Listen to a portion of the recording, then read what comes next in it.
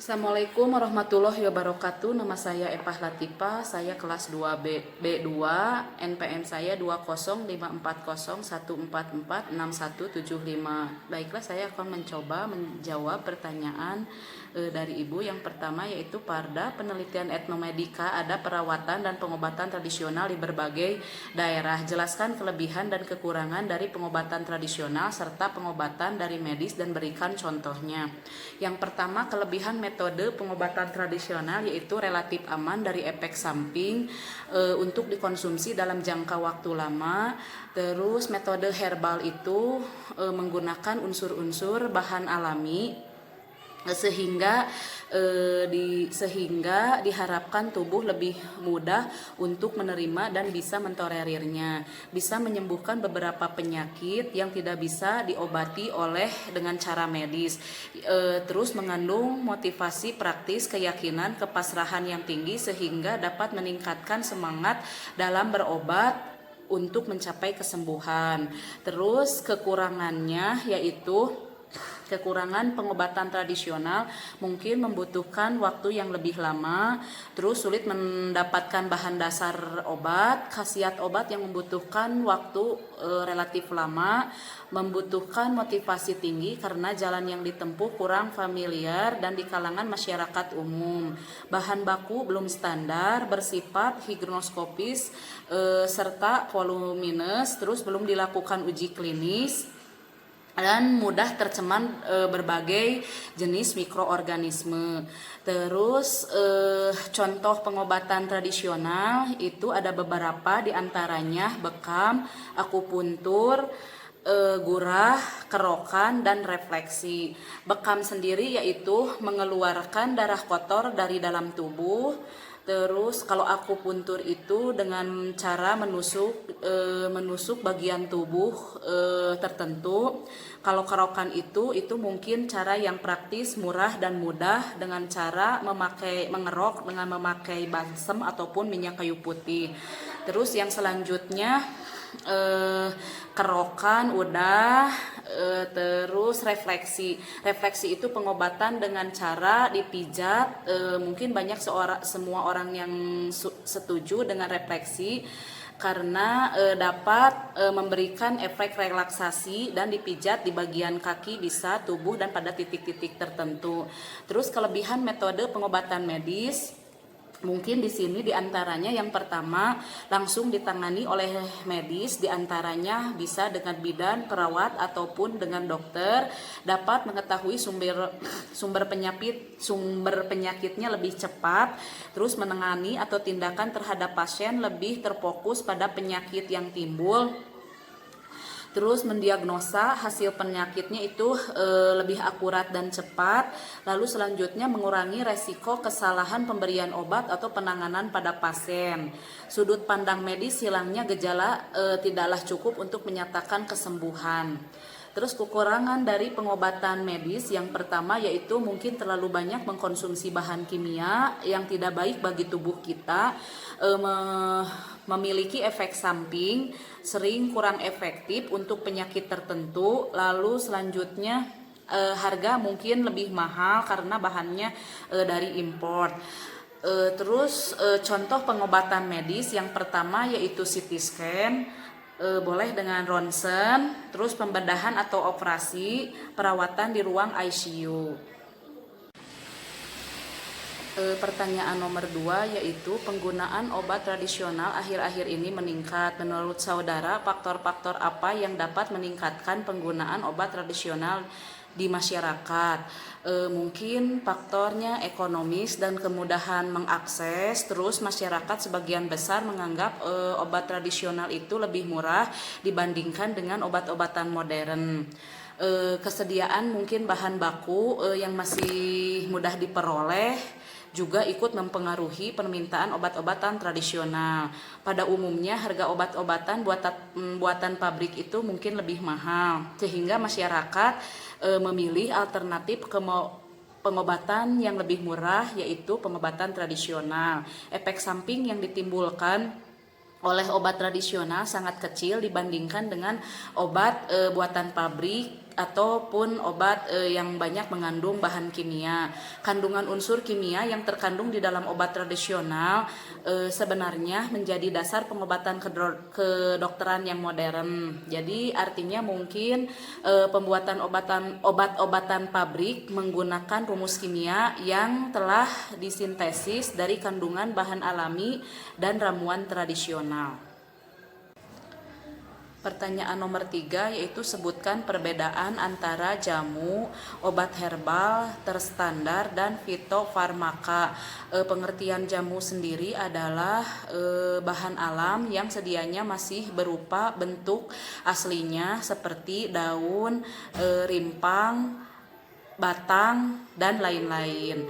Khasiatnya dan keamanan jamu baru berdasarkan pengalaman turun-menurun minimal 3 generasi. Obat herbal terstandar yaitu produk yang mengandung bahan dan ramuan bahan yang berupa bahan tumbuhan, bahan hewan, bahan mineral, sediaan sarian atau gelanik, atau campuran dari bahan tersebut yang secara turun-temurun telah digunakan untuk pengobatan dan dapat diterapkan sesuai dengan norma yang berlaku di masyarakat yang telah dibuktikan keamanan dan khasiatnya secara ilmiah dengan uji praktik dan bahan bakunya telah distandarisasi.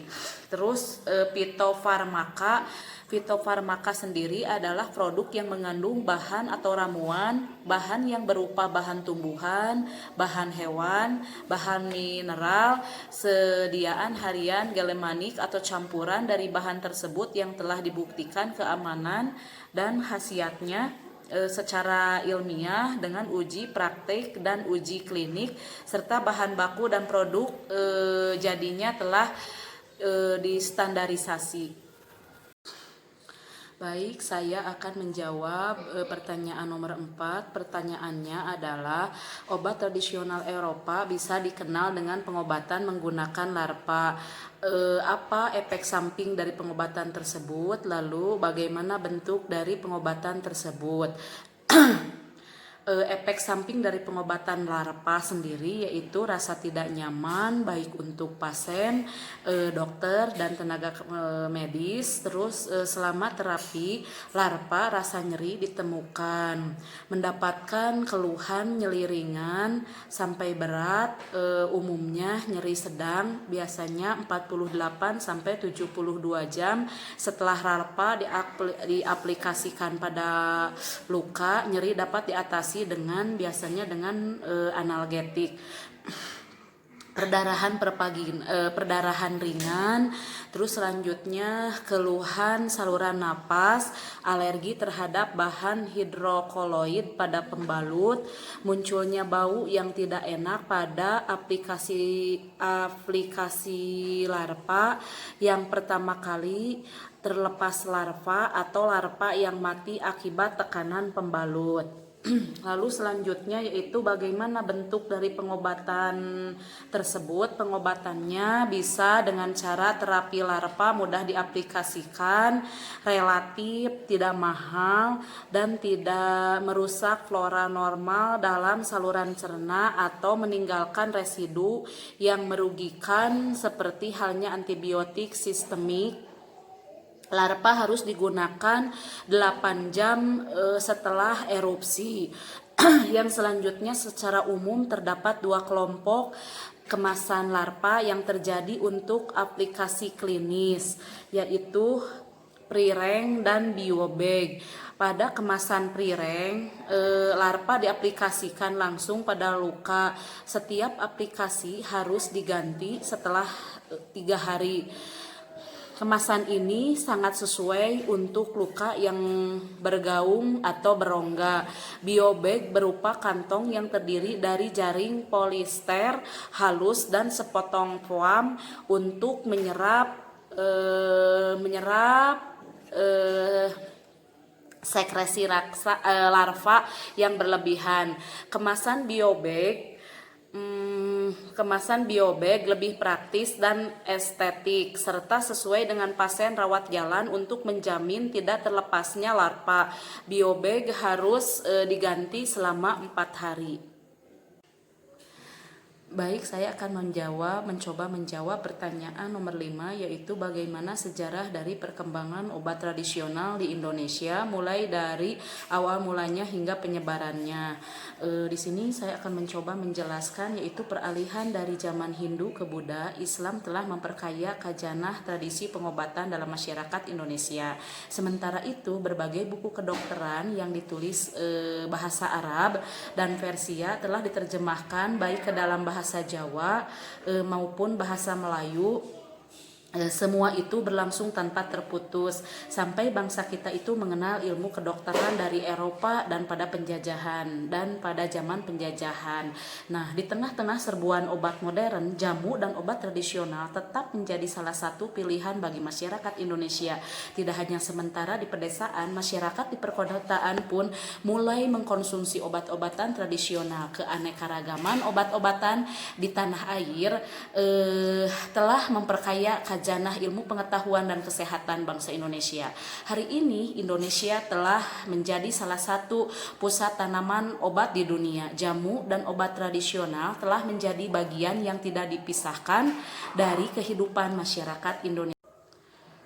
Sementara itu, tren gaya hidup sehat yang berkembang saat ini membuat masyarakat untuk kembali menggunakan produk yang berasal dari alam. Oleh karenanya, jamu dan obat tradisional dapat menjadi salah satu pilihan pengobatan. Tidak hanya itu, Presiden Republik Indonesia Susilo Bambang Yudhoyono memberikan perhatian khusus pada jamu obat tradisional.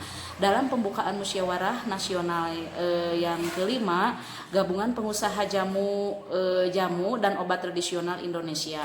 Nah, saat ini kita juga mengenal tanaman obat keluarga atau toga. Toga bisa disingkat atau singkatan dari tanaman obat keluarga. Tanaman obat keluarga pada hakikatnya adalah sebidang tanah dari rumah, kebun ataupun ladang yang digunakan untuk membudidayakan tanaman yang berkhasiat sebagai obat dalam rangka memenuhi untuk keperluan keluarga ataupun akan obat-obatan. Mungkin itu saja penjelasan dari saya. Terima kasih. Assalamualaikum warahmatullahi wabarakatuh.